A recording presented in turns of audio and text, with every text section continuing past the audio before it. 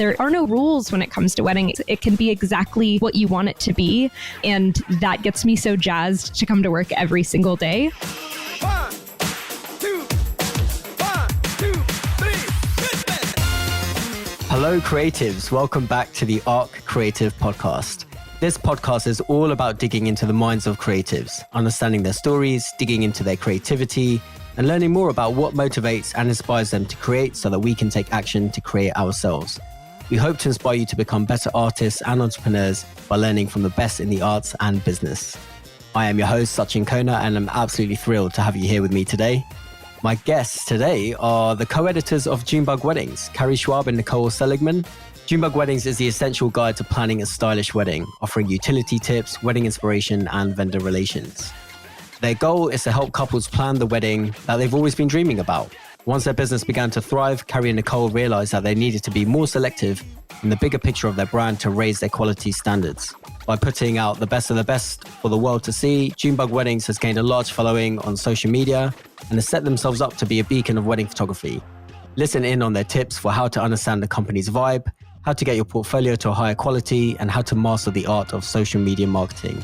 In this episode, we're going to go over a day-to-day look at the operations behind Junebug Weddings, how to create your own unique brand, how to increase the value of your photography business by producing more powerful content, and we discuss Google Analytics, metrics, Pinterest, and so much more. This episode is sponsored by The Experience. The Experience is a 3-day photography conference happening this October 2018 from the 23rd to the 25th in Vancouver, BC.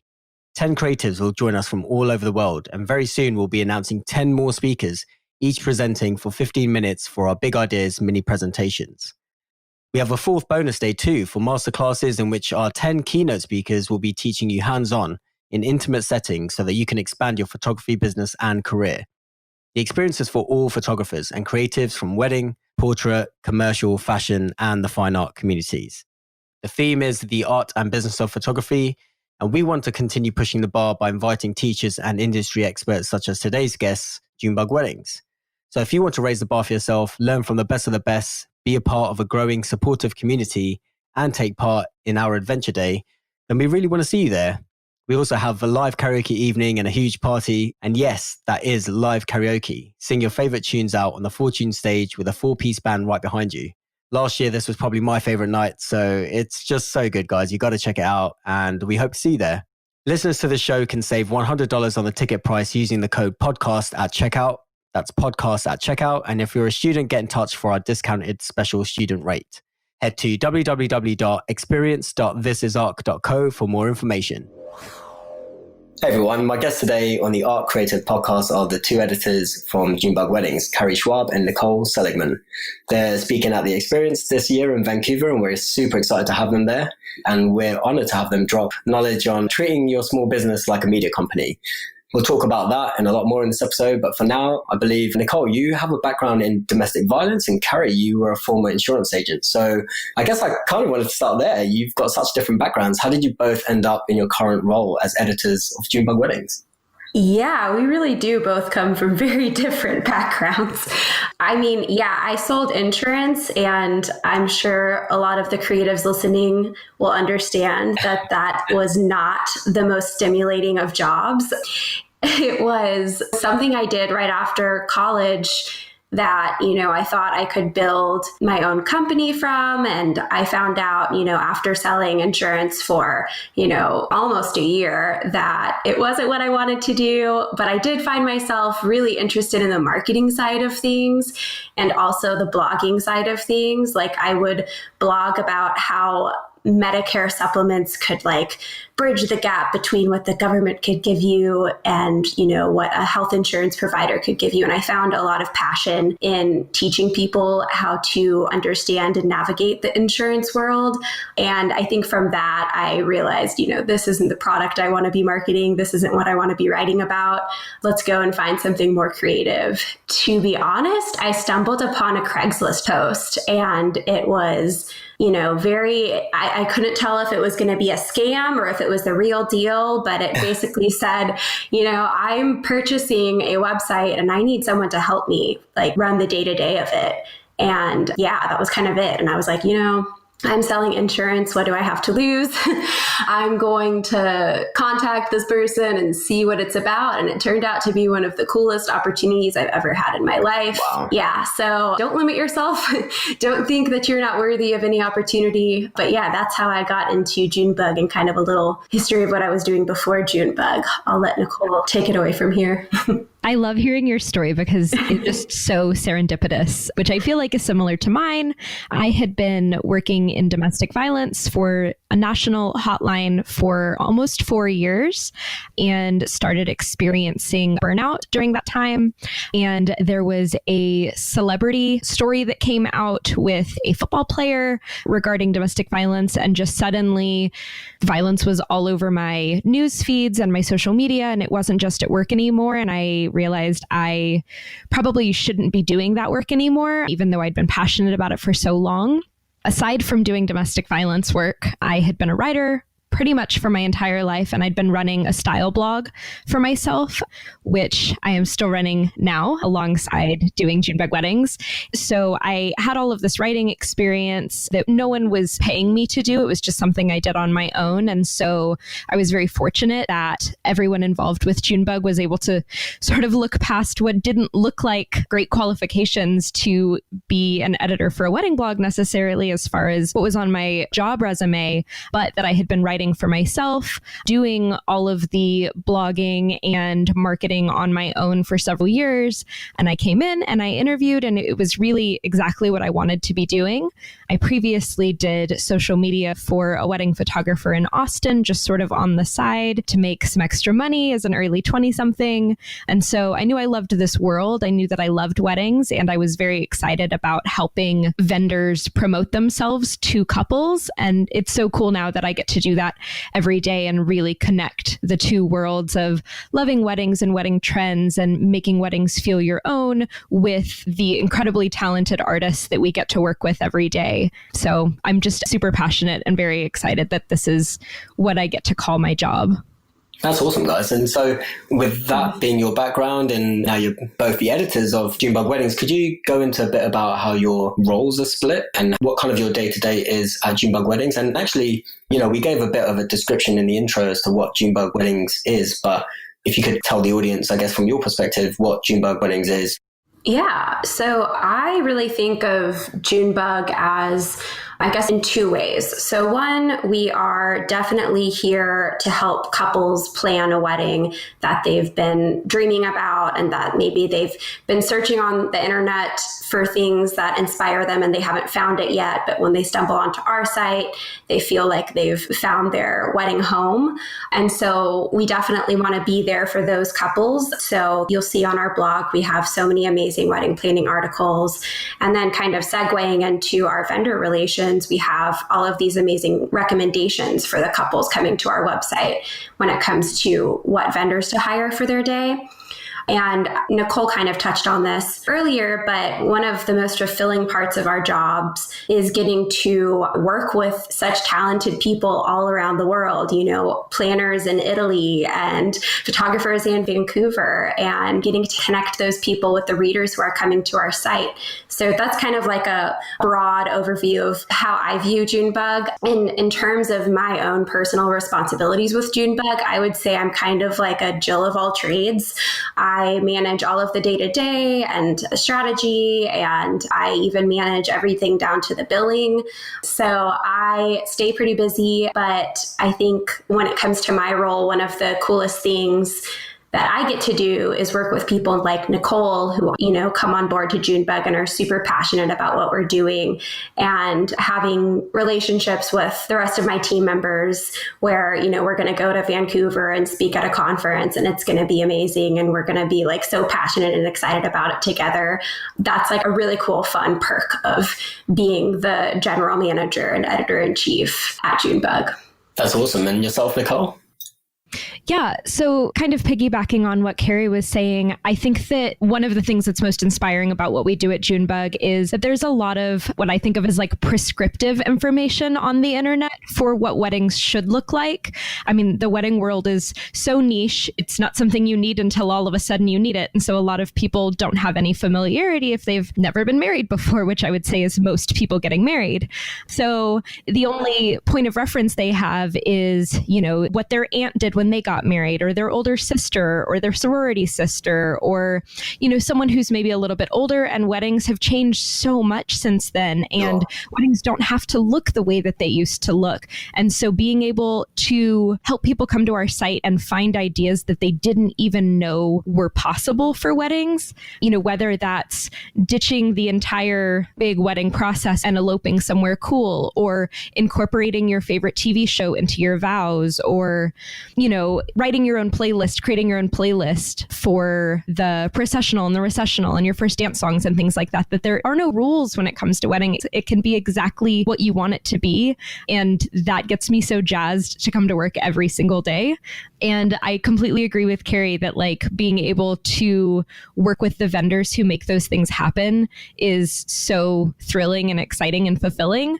I specifically run most things involved with our blogs, both on Photobug community and for the Junebug main blog, which includes everything from looking through submissions to sourcing things that I see either in Facebook groups or on Instagram. You know, just I follow hundreds and hundreds of photographers personally. So I'll go through and I'll see something on my feed and I'll ask to see more, as well as just strategizing content with our editorial team to come up with more useful content to help anticipate answering questions that couples have as they're going through their wedding planning process. And so to touch upon that a bit more, you know, how do you manage your time when you're looking at different trends that are happening and scheduling blog posts that are to go out for certain weddings, but then seeing new, fresh things that are coming in?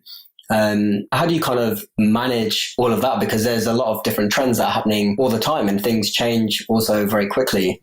They do. It's very interesting because in some ways, trends do change very quickly. And in other ways, because of the way that weddings work sort of seasonally, they can take a while. And so we were actually speaking before the podcast that like rose gold and copper are both trends that we feel like have been happening for about a year now, but they're really just catching on in actual weddings. It's something that we were seeing in more like styled shoots that wedding artists were putting together. And now enough people have seen them on blogs like Junebug and on Pinterest that they're incorporating it into their weddings. And then based on sort of photographers' editing process and how long it takes them to, you know, get the work out on their own blog, we're just now being able to blog some of those trends. And so we'll be seeing copper details and rose gold on our blog for the next couple of years. And, you know, maybe in like very high traffic, fancy places like New York and California, those trends will already kind of start to pass. But, you know, in the South in America or like abroad, for sure, those trends are just going to start popping up, you know, as new things are happening sort of in like the trendy, very like fashion forward places. So with Junebug Weddings and your blog, if say some other areas in Europe, for example, are catching on to something a year or so later, but New York and LA, for example, have moved on, then are you showing a balance of both of those things, or do you kind of focus more on what is to come? Yeah, so I'd say that strategically, we're kind of trying to find a balance because we want to help people see things that they haven't seen before. But as far as talking about like the UK, for instance, just because we're showing something that happened in LA, the people who are searching from the UK are going to be using search terms that pull weddings for their area. And so even though, you know, tropical leaves, for instance, has been kind of a trend for the last couple of years. And in some places, it may be nearing the end of that trend, but I think it's just picking up in most places. And so if we get a wedding from England that has just caught up to the tropical trend, then, you know, certainly we're going to publish it so that we can show users in England this trend that's new to them, even if we've published content that's similar to it in California, for instance. So finding that balance. Yeah, and on top of that, I think it's no matter where they are, people are still going to be searching for those trends for years to come. I mean, we all know how long burlap lasted. It took a while. People were still searching for burlap table runners and burlap whatever. But, we do have to, as Nicole said, give a balance. And I think regionally, it has a lot to do with where you're based, where you're getting married, but also just like, it probably takes 3 to 5 years for a good trend to fizzle out. Sure. The next question I have around that is really, with the conference coming up and you guys speaking, in your bio, you mentioned that you were tightening your editorial standards a lot in 2015, 2016. So could you tell us a little bit about what happened in this year and also that process? Yeah, so we came on board to Junebug in 2014. So I think a lot of it has to do with there being quite a learning curve, both at the wedding industry level and just understanding like where Junebug sat in that industry. And so because of that, I think we were a little timid to turn things down and to say no. We didn't want to step on anyone's toes. We didn't want to, have bad relationships with vendors who had been longtime supporters of Junebug. And because of that, I think when we look back on our 2015, 2014 blog posts, we accepted some amazing things, but I think we also just kind of limited ourselves to creating our own brand that felt unique to us and where we saw Junebug going. And Nicole and I actually talk about this conversation a lot. There was a day where we both sat down, and I remember it was on a Starbucks patio, and we were like, hey, what can we do differently? Like, we both have a lot of ideas when it comes to the types of blog posts we can write and the types of weddings we want to feature.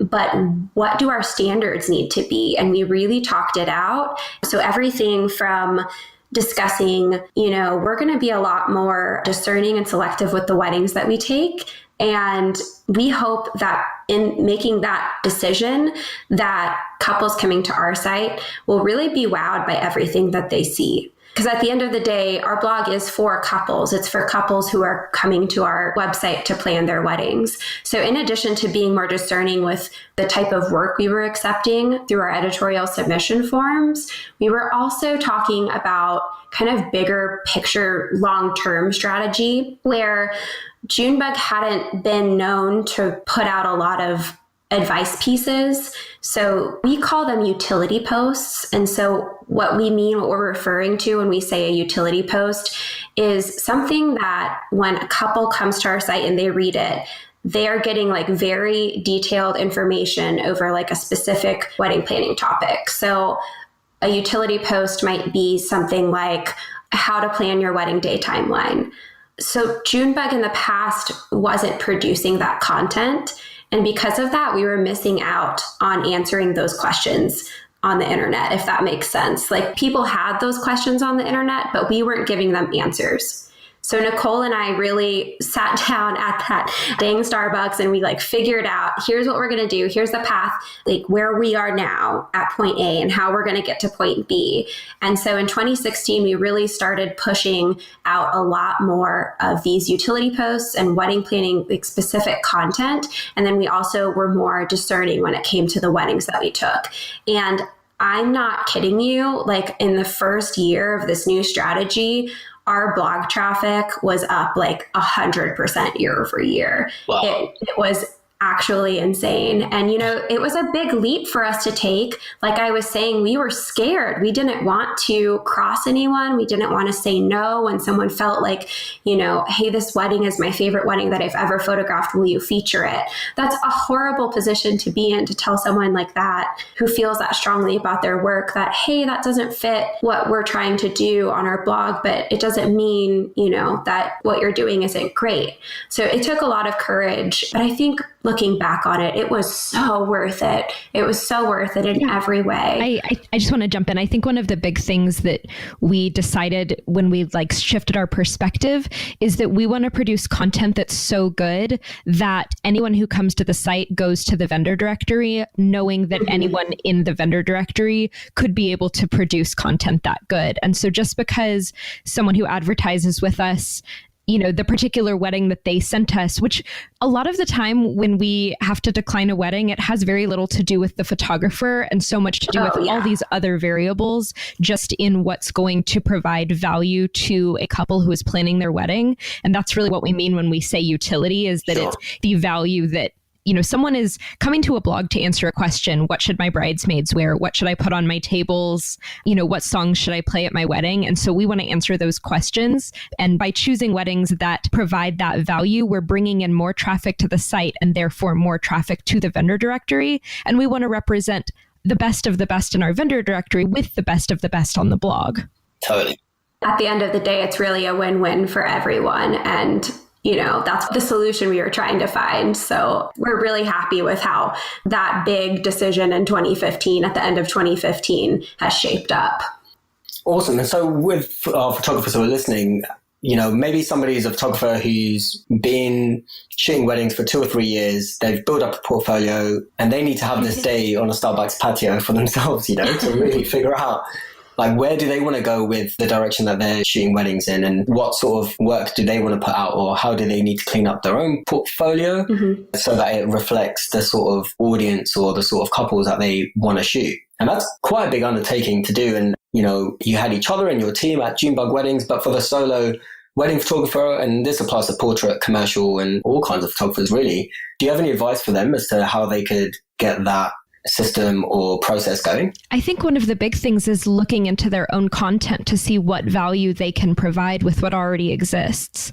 Anyone who's online, anyone who's searching for any kind of service is looking for answers. And so as artists, looking deeper into your work than what's beautiful to you and finding what's valuable to someone else, because there's absolutely value in art. You want something that makes you feel a certain way, that makes you inspired, that makes you influenced to do something. And so finding those keys in your work, whether that's as a portrait photographer or a commercial photographer or a wedding photographer, figuring out how you can answer people's questions or be what they need, and then highlighting that on your website through, not only just the photos that you're choosing, but the way that you write on your website so that people can actually find that work when they're just searching through something like Google or Pinterest. Awesome.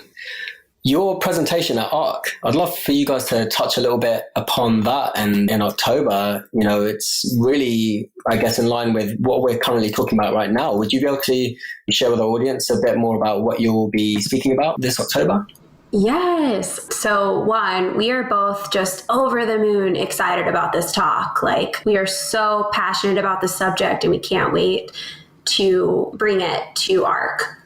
But what we're going to be addressing is just kind of like a perspective shift. So as we run a media company, we view content differently, I think, than a lot of wedding photographers view their content. And I think what's happening is we're seeing kind of a little bit of, a gap in what we know about content and how content can perform and, our peers in this industry and what they're doing with their own content. Because wedding photographers have a ton of content. They have thousands and thousands of images that they've produced over the years. And I think that there's so much that they could be doing with those images, with that content. They could be making that content work for them if they viewed those images in a new light. And this isn't to say that anyone's not marketing their business correctly or anything. I think it's just an interesting conversation to look at how a small business, a solo wedding photographer markets their business with their content versus how a media company markets their content. And I think my biggest thing is that we want people to take away from this talk is to use their content to their advantage, to market their business with their content, to figure out how to get their content funnel or their marketing funnel in place to have a long-lasting impact on their business that lasts longer than an Instagram post or even 15,000 followers on Instagram. 100%. So for anyone who is attending, what is one thing that they could potentially do right now to kind of see the benefits of managing their content or, creating or thinking about their content in a different way? So 2 things. I think just start blogging. Blogging isn't dead. There is so much to be said about blogging and its long-lasting effects on any business in any industry. But we also know that wedding photographers don't have a lot of time to dedicate towards blogging. So my second pro tip would be to hire an intern who's a really good writer and get them started on building that side of your business and building that marketing channel for you. That's a really great tip. I mean, that's how I came up in this business, was that I was working for a photographer who didn't have time to blog for himself. He didn't know anything about Instagram or Twitter or Pinterest. And so I would go through and cull his images down into blog posts and start targeting keywords. And I think he paid me like $10 an hour. And it was great for his business, and he has a sustainable business now because of the things that we were able to implement during the couple of years that I worked for him. Oh, fantastic. What is a way in which photographers could be adding more value to the content that they're currently sharing and sharing their work in a different way for their audience who are reading their blog? That's a great question. I think a lot of wedding photographers, the majority of what they publish on their blog is real weddings. And that's awesome because that gives your prospective clients insight into what hiring you looks like from beginning to finish of the wedding day. But in terms of attracting new clients to your blog, I think what we've mentioned several times already is to answer questions. So if you have a better understanding of what your ideal clients are searching for when it comes to planning their weddings, you can get to them first and you can answer their questions with really helpful, informative blog posts. You can also educate your current clients. So, having posts on your blog that have to do with, these big wedding planning topics, like everything from, I'm just throwing an idea out there, but what to wear to your engagement session. That's a blog post that could, one, attract new clients to you because that's a huge thing that's searched for by thousands and thousands of couples every day. And then two, it could also be something that you educate your clients with. So that to me is like more than enough value to encourage someone to get blogging and potentially hire an intern to set up that blog for you. Awesome. Yeah, so kind of the industry term around this, we call them utility posts, but in just writing in general and blogging in general, it's called an evergreen post. And that's because it's sort of always relevant, the way that an evergreen tree lasts forever and is, blooming all year round. And so when you're writing that post about what you should wear to your engagement session, you can use photos that you already have showing what different people wore and then giving people tips in between them. Another example might be the best places to take your engagement photos wherever it is that you live. And so having a blog post that's the best places to take engagement photos in Vancouver, people are going to be searching for that maybe even before they've found a photographer. And so if they start searching for those places, come across your really helpful blog post, you've set yourself up as an expert on that information. Why wouldn't they hire you? You're giving them the answer and you're showing them beautiful photos at the same time. So they already know that you can do it. And so you're giving them a reason to contact you. It's such a more organic way to market yourself than the old don't you want to contact me right now? Because, I can take your photos for you.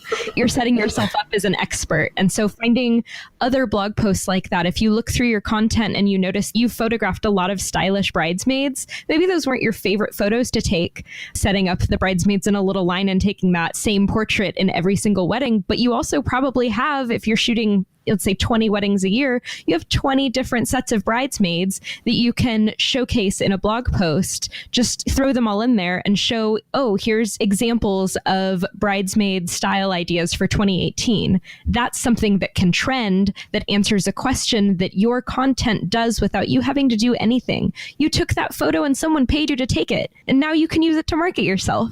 How cool is that? That's awesome. Brilliant. That's fantastic, guys. So what sort of questions are you answering right now? There's a lot of content on the Junebug Weddings website, and I imagine you've answered a lot of questions already, but is there anything new that you are currently working on or a challenge with that you could share with us? Yes. Oh my gosh. Okay. So one, there are like endless questions. Like we are never going to run out of questions to answer, which is awesome for us. Yep. But one thing that we're actually focusing on right now is kind of building these, what we're calling foundation posts. So like very general topics. So say we write a post about the best wedding songs in 2018. And that's kind of like a foundation piece. It covers all songs throughout the wedding day into the night. And then linking that post to supporting pieces, which we already have a ton of wedding song material to work with. So we have everything from like father-daughter dance songs and recessional songs and first dance songs, pointing all of those support pieces back to our larger, more general post, our foundation piece is something that we're kind of nerding out over right now. And we're trying to figure out like all of the different ways that we can link posts together and like show Google how all of these posts are tied together and like meet each other by way of relevancy. And so, yeah, we've written a lot of like more specific posts in the past couple of years. And so now we're trying to figure out how to kind of connect the dots, if that makes sense. Yeah, totally. And so could you share a bit of insight into, I imagine, you know, with all the vendors that are on your site and for sure lots of photographers and all of their content, but you're probably managing information for a lot of other vendors. And what I'm interested in is, what is your communication like with the actual couples who are looking for your site, and how do they play into your day-to-day work? Yeah, so I think we don't have a live chat feature on our site. So we're not having like a ton of communication between the couples on our site and us. But in terms of our vendor directory, couples coming there to send contact requests to our vendors, couples write in pretty frequently. I probably get like 1 to 2 emails a day where a couple is just asking for some like special recommendation on like, you know, I had one today where there's a Hindu wedding in Florence and their wedding planner fell through for them and they're looking for someone, they're actually looking for a whole team of vendors to plan their wedding in Florence. So we get a lot of random emails like that. And then obviously we work pretty closely with the couples who we feature on our blog too. So we have them fill out, you know, questionnaires to get more insight about the day. Don't know if that's fully answering your question or not though. I think something that's not really communication in that we're having like a direct conversation with people, but we're able to get a lot of information from our analytics. We constantly are tracking our own metrics, which is a big thing that I think we'll talk about during our presentation and that we love to really nerd out over when we're teaching professionals is to track your metrics, see what's working, and then capitalize on that. And so, for instance, all of our song posts continue to trend all year round. We did a first dance song post, I think 2 years ago, and it is consistently our top viewed post every week. And so we're like, oh, well, we should write more song posts because people obviously like it. And so that really influences how we strategize the rest of our content. And so it's almost like the couples coming to our site are communicating without having to talk to us about what it is that they want more of, just by going into our own Google Analytics or looking into what photos do particular or what posts do particularly well on Instagram or Facebook or Pinterest in particular. That's amazing, guys. And so with wedding photographers in particular, which is a large part of our audience, if somebody isn't really creating content about bridesmaids' dresses or about music, etc., but they're thinking about doing this, any kind of insights that you could share in what ways they could currently look at their own analytics to make some judgments as to how maybe their own couples are communicating with them currently? I love that question. That's a really good question. I think if you have, you know, specific weddings on your site, maybe real weddings that have done well, that's like a good indicator of like the style of wedding, or maybe there's, you know, some way about how you photographed that wedding or how you put that story together on your blog. That was really great.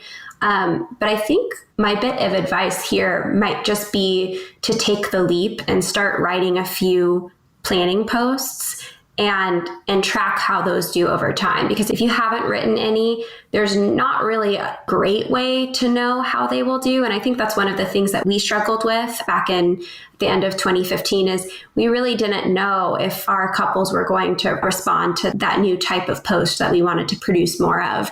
But taking the leap and posting more of it and then evaluating the traffic to those posts was really helpful. And it gave us a lot of courage to move forward with that strategy. I think a couple more ideas. One, utilize your Instagram stories. If you're already on Instagram and engaging with your users in that way, do a poll. Ask people what they want to see more of. What are they stuck on in wedding planning right now? What are they excited to look into next in their wedding planning process? And then I think on the other side of that, it's always a good idea to just keep up with trend research yourself. And so just going to Pinterest and searching wedding planning or wedding inspiration and seeing what kind of articles come up, and then seeing how your content sort of fits into those things and getting inspired to write your own pieces based on your findings. That's really good, guys. I mean, I see a lot of photographers personally, spend a lot of time promoting their work on Instagram, particularly, and definitely Facebook, and sometimes struggle with interaction there, or maybe they are getting a lot of interaction there, so then they put more efforts into that, but then don't really utilize their blogs in the best way and to drive more content or onto either blogs or onto their websites, because there's just so many things, also to manage. What kind of systems do you have in place or do you recommend for photographers so that they can better manage their social media presence over Instagram, Facebook, Pinterest, and tie that in with their blogs and their websites? I think definitely, like Carrie said earlier, hiring someone. I just keep going back to that. Like you just only have so many hours in the day. Sure. But I think that using something like an editorial calendar is going to only help. Knowing ahead of time what it is that you're going to post. There's so many different apps out there to be able to plan your content ahead of time. And so whether that's using something like Planoly or OnlyPult to be able to plan your Instagram posts out ahead of time, or physically sitting down with a calendar and saying like, okay, I'm going to blog every other Wednesday for the next 6 months and see what that looks like. Or I'm going to blog every Monday or something like that. And then I'm going to promote the post on Facebook on Tuesday. And I'm going to promote that same post on Instagram on Wednesday. And really taking a look at your week and seeing how you can make the most out of it. That way you can do a bunch of it at one time and then get back to editing and responding to clients and going through the other parts of your job that literally just takes over your entire life. There is no day job aspect to being a photographer. For sure. And so with anyone who maybe wants to see their work featured on Junebug itself, do you have any best ways for photographers to maybe submit their work? And also, once they've built this content on their own websites, have it seen by a larger audience? So I think one thing that we kind of always say to each other is if a photographer spent more time on our blog, getting familiar with the type of content that we publish, and not even the type of weddings, just how we organize the weddings that we publish, I think that they would get our vibe a little bit more and understand not just what kind of decor we're looking for, but just the general organization of photos that we like to put together for our blog posts. I think a lot of times we get wedding submissions that half of the ceremony is missing, or there's, these big moments that we're just used to publishing. We're so used to them. And also, I think that there are different details that we look for in our posts that if someone were more familiar with our blog, they would know to look for that in their own weddings before submitting to us. So honestly, just getting familiar with us and our brand and reading our blog, I think would do wonders for understanding what we're looking for when it comes to real wedding submissions. Yeah, I mean, really just echoing that I think a lot of the submissions we decline, it has to do with image selection. And so making sure that the wedding is in chronological order when you send it to us, because we're storytellers too. And when we receive a wedding and we can't tell what order it happens, and it's really hard for us to imagine our own feature because we can't see the story being told. And so making sure that it's in chronological order, making sure that all those big moments are there. We want to see dad walking her down the aisle, and we want to see the first look, and we want to see the toasts at the reception. And we want to see the couple interacting with their decor, and we want to see what the cake actually looked like and not one once it's been cut into in a dark corner, which is a lot of what we get. Sure. Yeah, I mean, and there's things that people are searching for, like what a groom should wear or what a wedding cake should look like. And we never get photos of those things, or we never get a full length photo of the bride in her dress. And like, those are some of the top Pinterest searches are, what do I want my cake to look like? What should the groom wear? And what wedding dress do I want? I guess, like, in a way, we're not obsessed with details. We're obsessed with giving people the answers that they're looking for. Absolutely. That's a great way to summarize it, for sure. Yeah. And like, the moments are so important to us. And it's something like, we're not going to feature a wedding if it doesn't have those moments captured. And I think a lot of people think that we only take weddings that have great details. But I think something that sets us apart from the way that other blogs tell stories is that we do feature a lot more moments and a lot more portraits of the couple, and just of, like, you know, the bride and her bridesmaids hanging out and having that moment praying together, or whatever it is that that special day looks like. But we want to be able to tell that full story and then provide value to the readers who are coming through. So we think of Pinterest as the entry point to a photographer's work and to our own features. And so one photo of candles on a reception table can bring in so much traffic and let so many people in to see this beautiful story that involves all these other things, like an emotional first look between a bride and her father, or like a really cute choreographed first dance or something like that.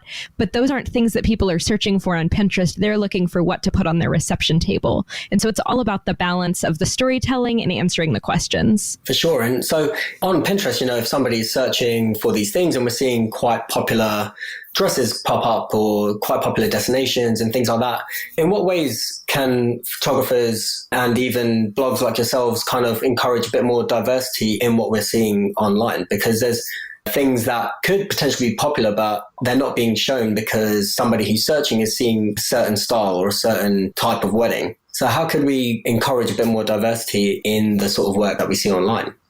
I mean, a lot of wedding photographers aren't even utilizing Pinterest right now. So I think hop on board the Pinterest train and start sharing your work and add that diversity to Pinterest. I mean, something that Nicole and I talk about a lot is that Pinterest isn't what it used to be. It isn't just, you know, one type of wedding. It isn't just one type of couple.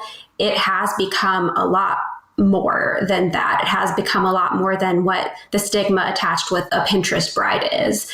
So really, you know, we've got this new e-course that we launched earlier this year called Pinterest for Wedding Photographers.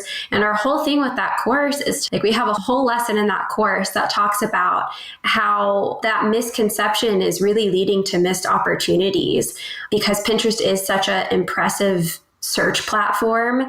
And if there was more on it in terms of the different styles that you were discussing earlier, or even, you know, body diversity, or just all kinds of different diverse weddings, I think that it would lead to a better Pinterest. And I think it would ultimately lead to people realizing, like, I shouldn't have stayed away from this platform so long. Like, my work is different. It stands out here. And hey, now we're all using it and we're reaping the benefits of such a cool platform that once used to mean nothing to us and had that stigma attached to it. We really do want to make Pinterest cool again at the end of the day. That's fantastic, guys. And so that's a good segue into your masterclass. I mean, you shared a bit there about your webinar, and I'd love to hear a bit more about the class that you'll be giving to our attendees this October, and also your experiences from that webinar that you did recently on Pinterest. So our Pinterest e-course, we launched it in March, and it was so much fun. It's the first e-course, first kind of like online learning thing that we've ever done. And we've been talking about doing something like this for so long because, you know, we ourselves have learned so much in running Junebug and promoting real weddings on Pinterest. And we've figured out what works and what doesn't. So it was really cool to finally put it all together. And for our masterclass, we just want to do like an amazing live version of the e-course. So you'd get everything you'd get in the e-course, but you'd have Nicole and I there guiding you along the way, there to answer questions, there to get you started. Yeah, I think we're going to cover everything from like how to literally like approach your wedding day differently, and not changing anything about your style, but being able to provide value in the way we've been talking about, where you can answer questions with your photos, making sure that that cake is in good light when you take a photo of it, making sure that you're getting great photos of the groom's details, making sure that you get a full length vertical photo of the bride, because that's going to be a huge way to get your work seen in the beautiful storytelling that you do. But Pinterest is going to be that entry point. And so we're going to teach you how to shoot for Pinterest, ways to change the content on your blog, like we were talking about earlier with evergreen posts and different sorts of collages and guides and things that you can create, how to increase your workflow so that you get the most out of the time that you're spending on this one platform. I know it can be hard to feel like, oh, but I already put in so much time to Instagram and Facebook and, everything else. How can I fit in one more platform? And so we want to make your workflow as seamless as possible. And we're literally going to give the tips that our team uses. And, and we're busy. We're a small team too. And so being able to do things the way that we do them, I think is just going to like increase everyone's productivity across the board and get everyone's work seen more. Yeah, we're just so jazzed about this course. That sounds incredible, guys. And so from that last webinar that you did do, are there certain questions that photographers could be answering with their photos but consistently aren't? Yes. A lot of questions. As I said, there are endless questions floating around on the internet, and there are tons of opportunities for people to give answers. But I think one of the things we talk about a lot is groom style. And I know Nicole has already mentioned it a few times, but groom style is something that surprisingly, I know there's this misconception that only brides are searching for things or only searching for bridal oriented things, but no, groom style is one of the most searched for things when it comes to wedding fashion. Every time we put together a groom style post, it does so amazing. And we're just floored every time. And like the following editorial meeting that we have, it's like, okay, we need to figure out how to get more groom style stuff out into the world, because there's just endless opportunities there for people like us and for photographers too, to answer those questions. Everything from, having different boutonniere combinations with the ties to everything having to do with fashion would do well. I can't think of one thing that wouldn't do well. But yeah, that's a big one that we talk about in terms of people missing out on a lot. I mean, I would say most people's weddings have grooms in them. Not every wedding, but I would say most of them do have a groom involved in some way. And so utilizing those photos and getting them out into the world is just going to be another way to get people's eyes on your work. Even if it's not the thing that you think you want to promote about yourself, let that be the starting place so people can fall in love with everything else that you produce from a wedding day. Definitely don't neglect the groom. Do not neglect the groom. But also, this is something that we talk about a lot in our e-course. So we really go into detail on it. We even have like a brainstorming sheet that kind of helps you come up with like different content board ideas for Pinterest. And yeah, there's so many, like I said, missed opportunities out there in terms of what answers you can be providing. Awesome, guys. Thanks so much for sharing all of that. We really appreciate it. With the experience coming up, what's the best way to connect with you both? Well, Carrie is a dog person and I'm a cat person. Was that what you were going to say, Carrie? No, it's not, but thanks for saving that answer of mine. I would say come to me about cat stuff and come to Carrie about dog stuff, and we will just be putty in your hands. Perfect. Awesome, guys. I have a few fun questions that I just wanted to really ask you both, just to get a bit more insights into each of your personalities, really. So is there a favorite film or documentary that you guys both really enjoy? Oh my, that is such a tough question. Can we narrow it down to like in the past year? Sure. Okay.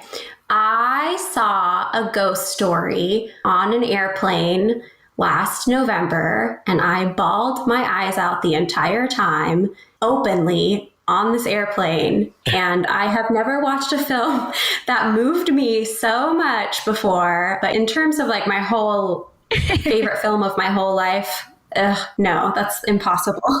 I'll say, call me by your name. Oh yeah, that was going to be my number 2, Nicole. Ugh. And maybe a favorite book that you enjoy, Carrie, that you've either, gifted to someone else, or a book that you just keep returning back to. And then the same question to you after, Nicole. I am reading Sapiens right now by Yuval Noah Harari. I've heard great things about that book. It's amazing. It is just like breaking down everything I thought about myself as a human and our journey to this point in society. And I am so obsessed with it right now. So highly recommend it.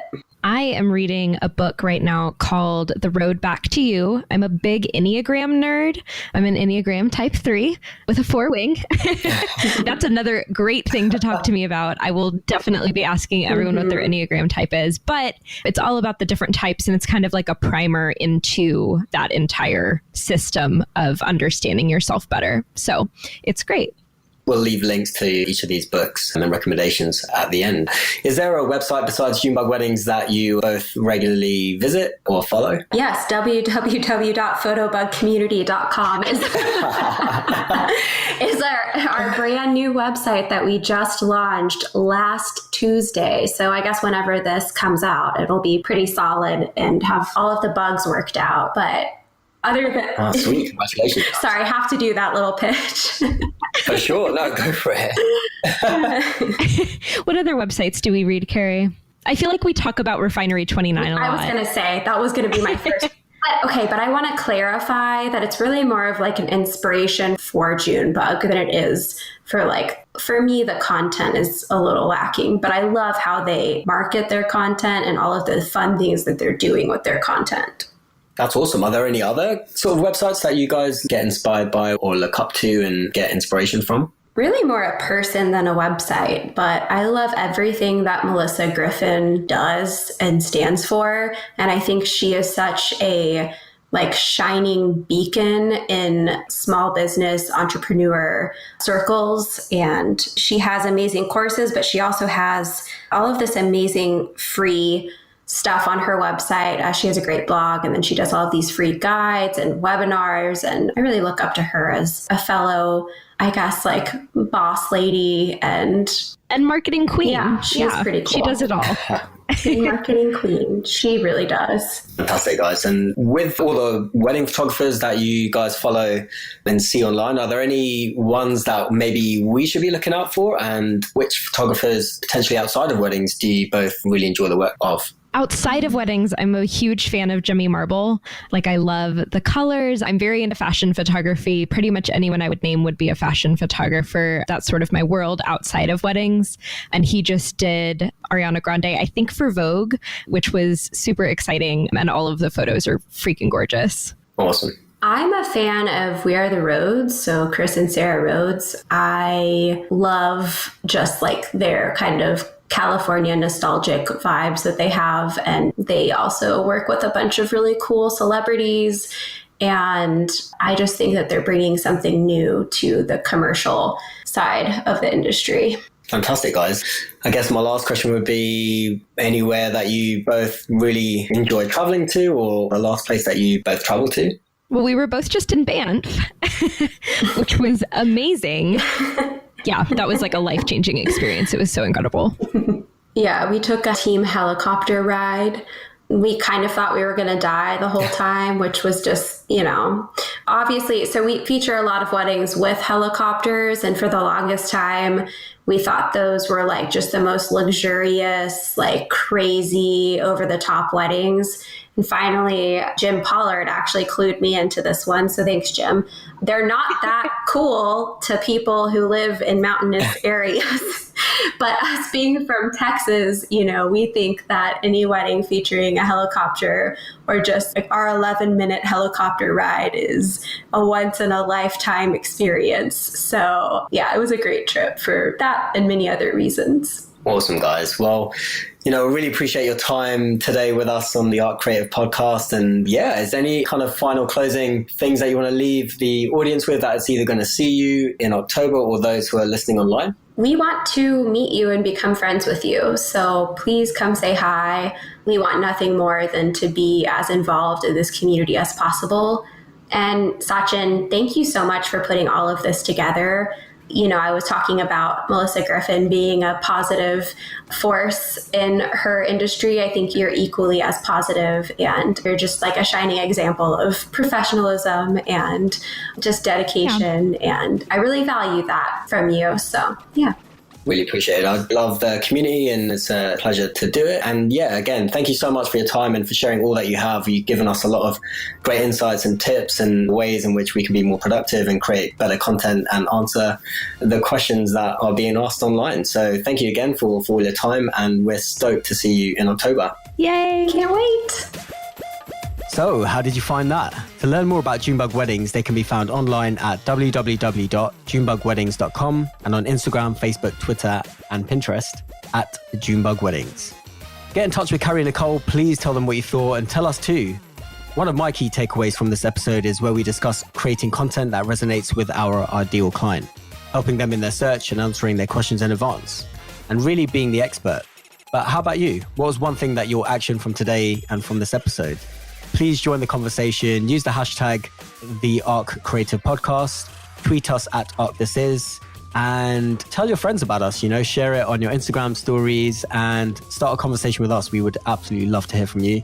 Finally, thank you so much again for your time. To stay connected with us here at Arc, check us out on iTunes and subscribe for more shows coming up with Angela Roshinsky, Levi Tiarina, Brian Morrow, Nikki Boone, Hugh Whitaker, and so many more. If you're a creative in the community or you know someone who'd enjoy the show, we'd love for you to share the link with them. And thank you again for all of those who continue to leave us great reviews from our show that released just a few weeks ago. Please continue to rate and leave a written review on iTunes. It really helps us increase our reach and to find more creatives like yourselves that we can connect with. Send us feedback as well. Everything is hugely appreciated. Once again, I'm your host, Sachin Khona, and with maximum love and gratitude on your creative journey, we'll catch you next week with another episode the Arc Creative Podcast with my guest, Levi Tiarina. Hugs and high fives. Peace.